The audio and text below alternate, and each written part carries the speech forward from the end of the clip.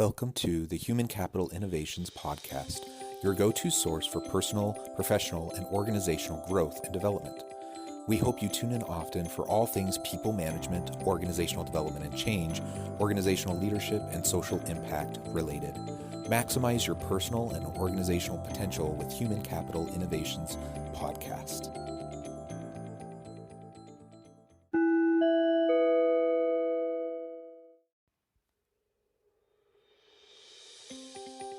Welcome to the Human Capital Innovations Podcast. In this HCI podcast episode, I talk with Beheshti about lessons from her book, Pause, Breathe, Choose. Become the CEO of your well-being.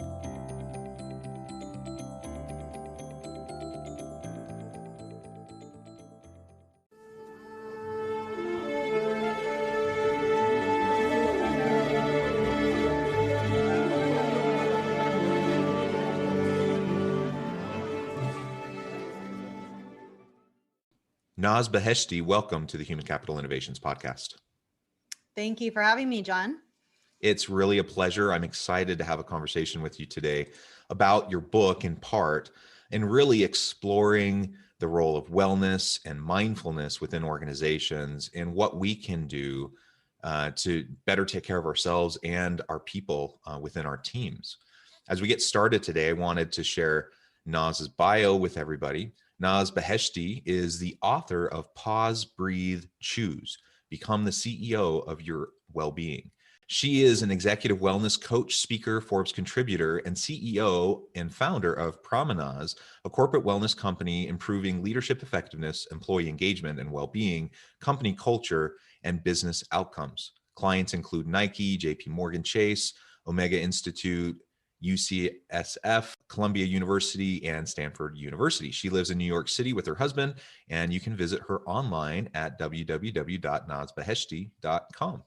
Again, it is a real pleasure to have you with me today, and I appreciate your willingness to share your insights and experience with my audience. One of the things you talk about in your book, and you credit Steve Jobs as your first boss and mentor.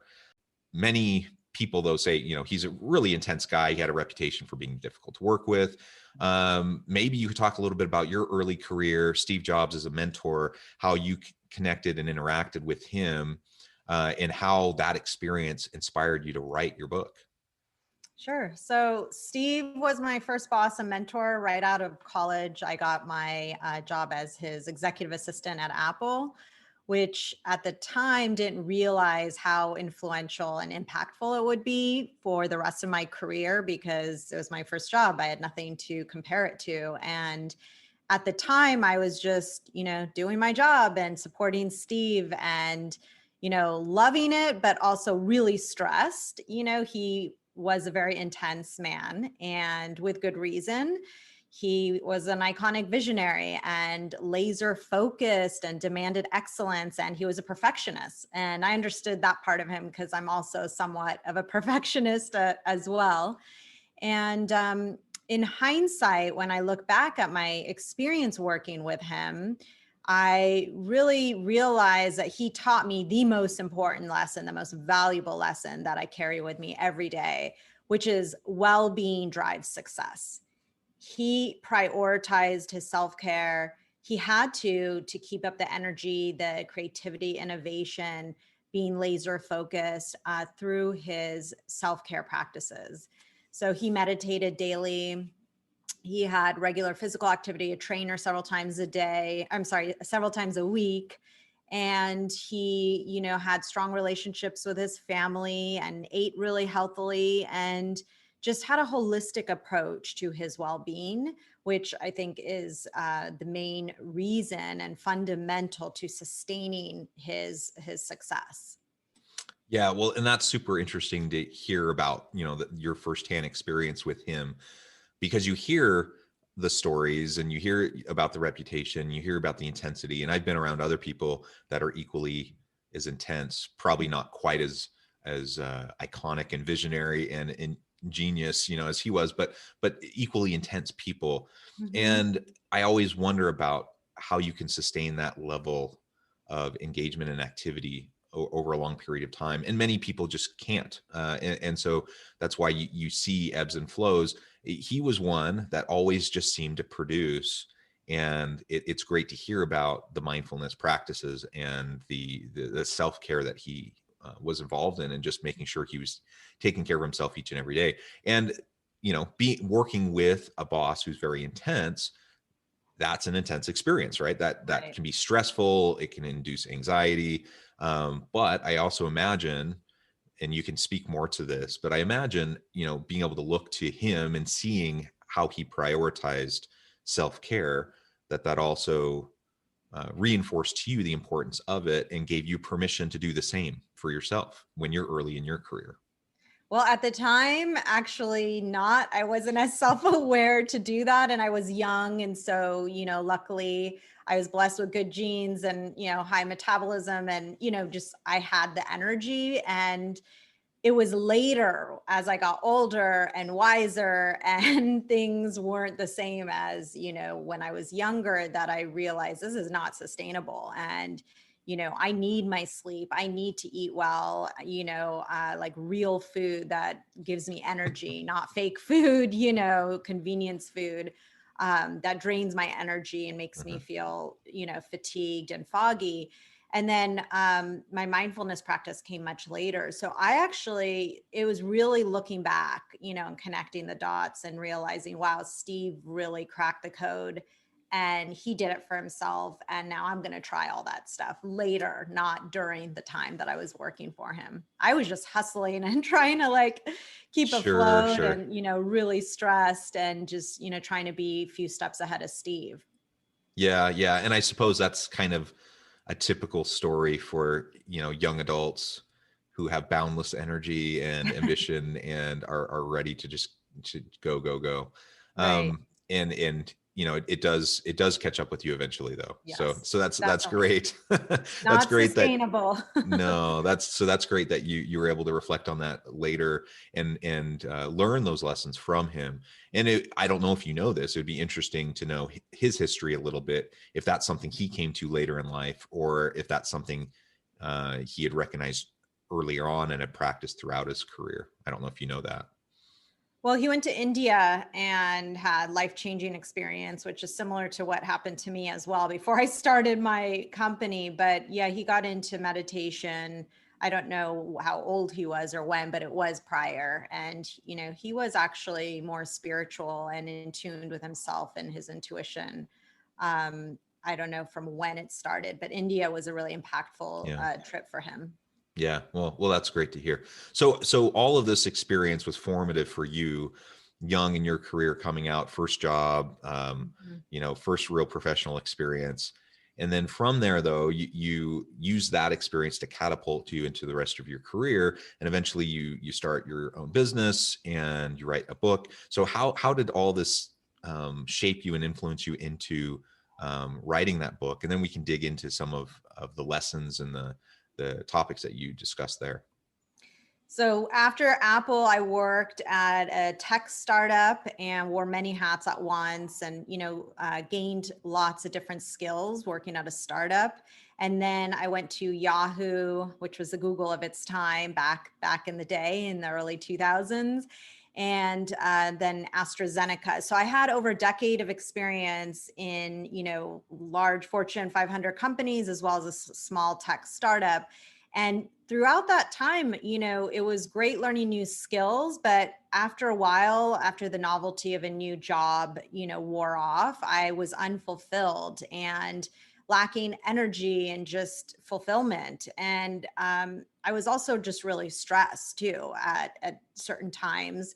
And the companies didn't have any support. There was no corporate wellness programs, employee well-being. So I realized that there was a gap in the system, and I wanted to fill that gap and help people who were like me, stressed and didn't have the tools to manage stress and build resilience. So I think resilience is really important, because when you do have to face something stressful or challenging, you are resilient and have the tools and energy to be able to optimize that experience in whatever way. And so I went back to school to become a holistic health coach. I have a psychology background. I also got certified as a transformational coach and advanced NLP practitioner.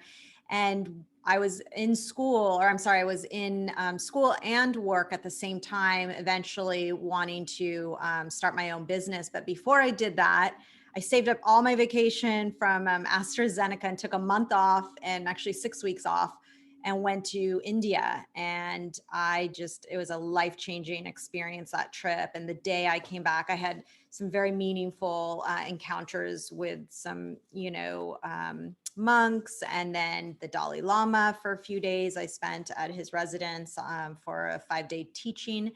And literally the day I returned from my trip, I quit my job and I started Prana Naz. It was in the works. It wasn't something, just really spontaneous. I was supposed to do it like in a year from then, but I just did it earlier because everything was pointing towards living an authentic life and not living one more day doing something I don't want to be doing. And I couldn't continue going to work every day, even though I had a ton of autonomy and I was doing really well at my job, but I just couldn't do it internally.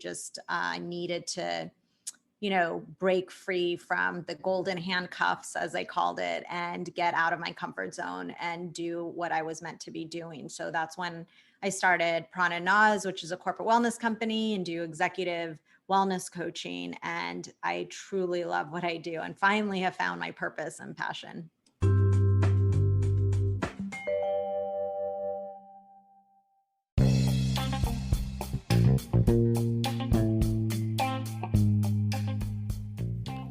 I'm excited to announce the publication of my new book from HCI Press, The Alchemy of Truly Remarkable Leadership: Ordinary, Everyday Actions That Produce Extraordinary Results. Consider how the nature of work has shifted over the past 50 years. With increased globalization, rapid technological advancement, and the shift in economic composition, the average job of today looks very different than the average job of 50 years ago. What will the jobs and organizations of tomorrow look like? Moreover, what does this all mean for organizational leaders? What are the core competencies and capabilities of organizations and their leadership that are prepared for continued disruption and geopolitical and socioeconomic shifts? Regardless of what the future holds, increasingly, leaders need to be socially minded, data-driven, decisive, champions of talent, and disruptors of the traditional notions of leadership, teams, organizations, and work. The Alchemy of Truly Remarkable Leadership will help you to explore your own leadership competencies and capabilities and consider ways to apply and implement them into your workplace and personal life.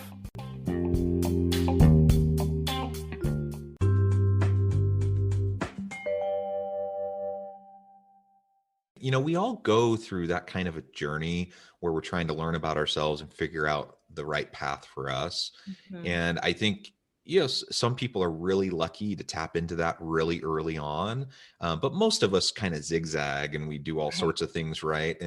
And ultimately, we have to have some of those bad experiences, or not even bad experiences, but we just have to have those experiences to then learn more about ourselves and understand Mm-hmm. what drives us and what connects us and what is sustainable for us. And so I'm sure all the jobs you had that, looking back now, you're like, oh, that wasn't a good fit for me. I'm sure it was a perfectly good fit for plenty of other people, but Mm-hmm. for you, it wasn't. And I felt the same way throughout my career as I've been involved in different roles.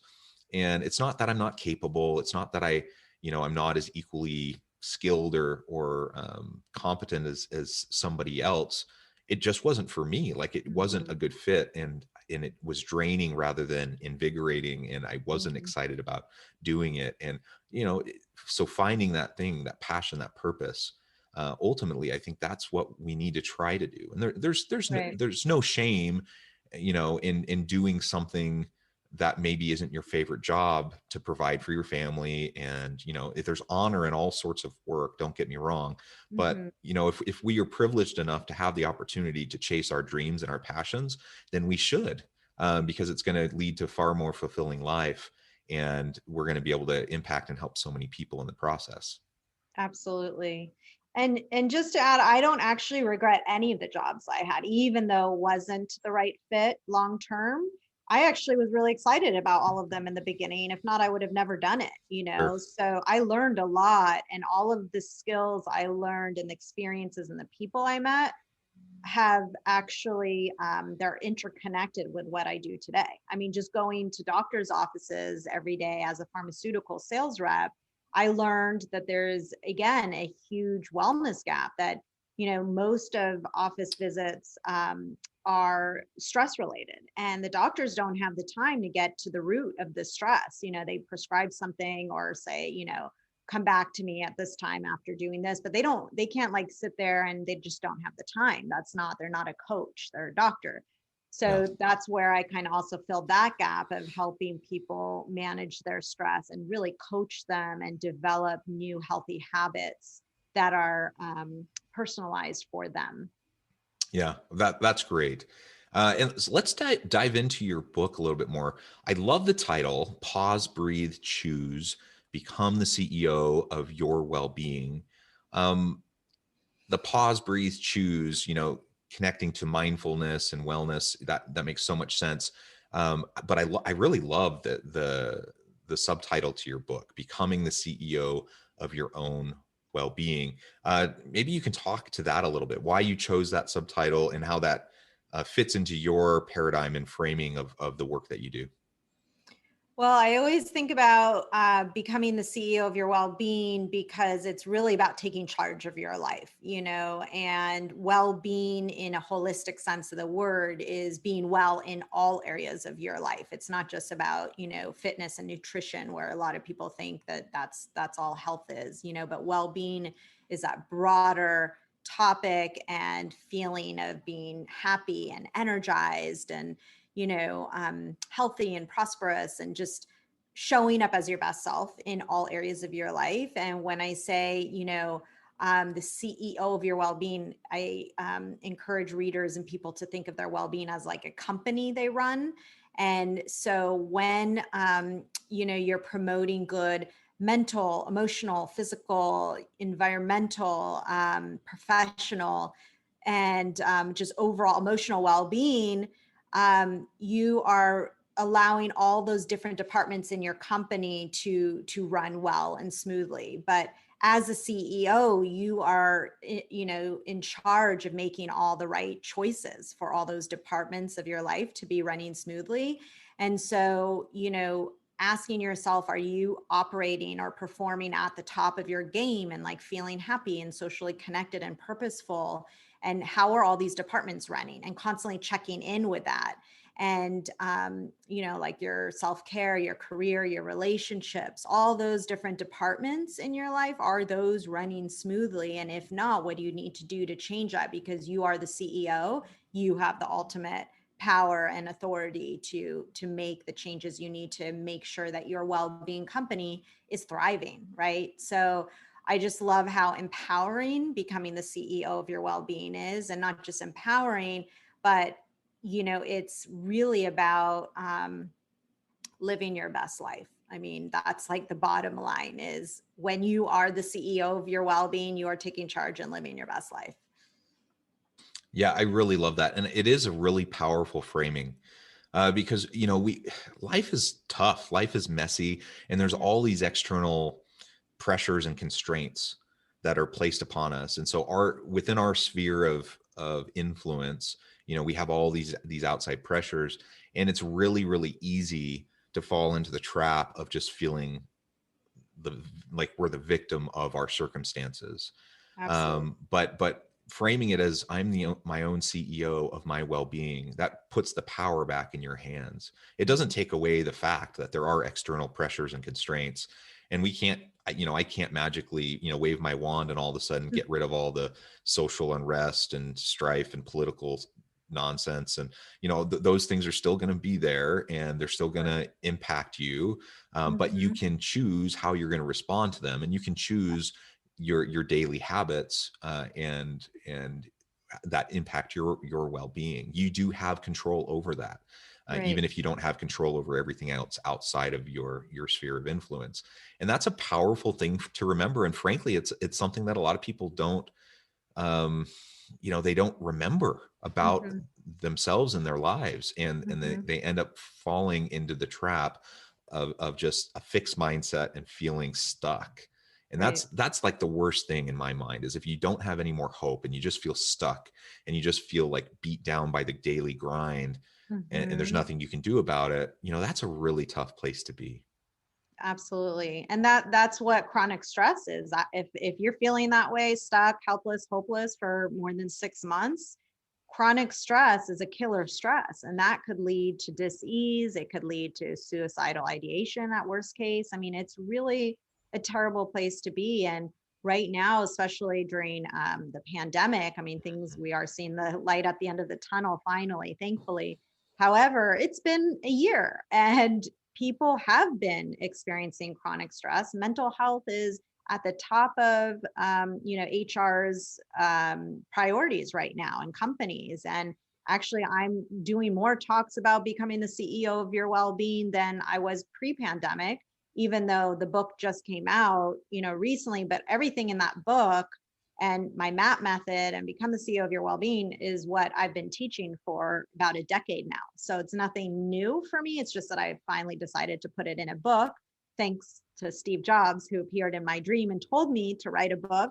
But the concept, my method, all this is not new for me. It's just finally having it accessible to everyone. And now companies are really, it's resonating with them and saying, I want you to talk about becoming the CEO of your well-being because our employees need it. Yeah, yeah, I think everyone needs it. Yeah, And it's true. an important reminder, to those who are listening who say, I got it covered. I practice mindfulness, I exercise, I eat right, I get a good amount of sleep. Well, that's great. And I hope everyone listening falls into that camp. But regardless, it's still, we need the consistent reminder, because it's just so darn easy to fall back into old negative patterns of Right. behavior, negative thought patterns, and nobody is immune from it. And particularly when you're in the middle of a pandemic, Mm. and you have Black Lives Matter and everything around that, like just the difficulties that everyone is feeling, that we Mhm. have to recommit ourselves to these practices. One of the things that I know you talk a lot about is mindfulness, and maybe we can talk about some of the methods that you suggest to practice mindfulness, but how it's really the foundation of authentic self-discovery and that life well lived. So, for you, what is mindfulness? How do we practice it, and what do you suggest to your clients? Well, I always meet my clients and people where they're at. Whoever does not have a mindfulness practice, that's okay. Just I talk about just starting really super small and creating a tiny habit of sitting still for 2 minutes, just 2 minutes, not 20 or 30 or 10, just 2 minutes, and just focusing on your breath. I also recommend, if they don't want to do that on their own, there's a ton of apps like Headspace and Calm to get started that way. But the trick and the key is to just start really small so that you don't need a ton of intrinsic motivation to keep it up. And if you attach that small habit to a current routine that you already do in the day, according to BJ Fogg, who's a behavior scientist at Stanford, who's cracked the code on how to create sustainable tiny habits. It's as simple as just like, I have this RPM method, rise, P, meditate. So it's right, I rise, I use the restroom, and right after that, I do that every single day. Right after that, I meditate. So what is one thing that our listeners can attach a new habit, whether it's meditation or something, to something they already do, whether it's brushing their teeth every morning, starting the coffee pot, whatever it is, and starting small and then building up from there. But start small is key to making it sustainable and growing from there. But really, mindfulness for me is about awakening your mind and your heart from autopilot. And it really enables you to experience life unfolding in the present moment and unlocks your ability to tap into your intuition and creativity so that you can receive new information with a beginner's mind and develop a new perspective. So, in short, mindfulness is really presence of heart, and it unveils your truest self and desires. So who wouldn't want to be more mindful and get that, heart head alignment and, improve your basically emotional intelligence. Yeah, and that's absolutely right. It does connect very closely to our emotional intelligence Mhm, and our EQ, right? Like mhm. we have to be able to have that personal alignment and connection. Otherwise, we don't have much chance of meaningfully engaging, authentically engaging with those around us. And if I'm a leader and I have a team of people and I have the best of intentions, I want to support them and I want to help them maximize their potential, be their best selves. Mhm. I'm not going to know how to do that. I'm not going to be able to connect with them meaningfully, authentically at all if I am not in tune with myself first, because we all have our own baggage and our own Mhm. biases and prejudices and just all the stuff of life that we end up projecting onto the people around us if we're not first Right. aware of what we're carrying around. Right. And that's one of the problems and the things we see in relationships, whether it's home life, work life, whatever. Mhm. Problematic relationships usually at the core, there's just miscommunication and misunderstanding, and it comes from that misalignment. Absolutely. I couldn't agree more with you. And that's how when I coach my clients, it always starts from the inside. And then when they themselves are, mindful and everything, I mean, I echo everything you said, because then they're able to be a better leader for everyone else. So it really does start from your inside, from yourself. Yeah, well, wonderful. Naz, it has been a really great pleasure to talk with you today. The time has flown by. Before we close, though, I did want to give you a chance to share with listeners a little bit more about where they can find you, find your book, and give us the last word on the topic for today. So everyone, you can find me at nazbeheshti.com, nazbeheshti.com. My book is there. You can also find it on Amazon, Barnes and Nobles, and all major retailers. And then my corporate wellness site is prananaz.com, prananaz.com. And I'm on all social media as Naz Beheshti on LinkedIn, Twitter, and Instagram. And then Facebook is nazbeheshtispeaker.com. And I'm also on Clubhouse as Naz Beheshti. So, and I just encourage you to take the first step in becoming the CEO of your well-being, take charge of your life so that you could show up in all areas of your life and live your best life, and start today if you haven't already. I love it. Amen. A wonderful message. We need to speak that and share that more and more and more. I think everyone needs it. Thank you for all the good work you do. Thanks for joining me today and for sharing your wisdom and your experience with all of my listeners. I hope listeners will reach out, get connected with Naz, check out her company, check out her book, find out more about what she can do to help you. And as always, I hope everyone can stay healthy and safe, that you can find meaning and purpose at work each and every day. And I hope you all have a great week.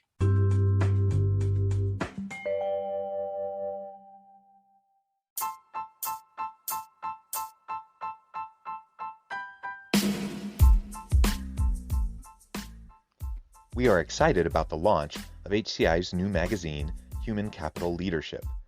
Human Capital Leadership is a free, interactive e-magazine designed to help individuals, leaders, and organizations find innovative approaches to maximize their human capital potential. We will be publishing issues quarterly in August, November, February, and May. Check out the first issue and let us know what you think.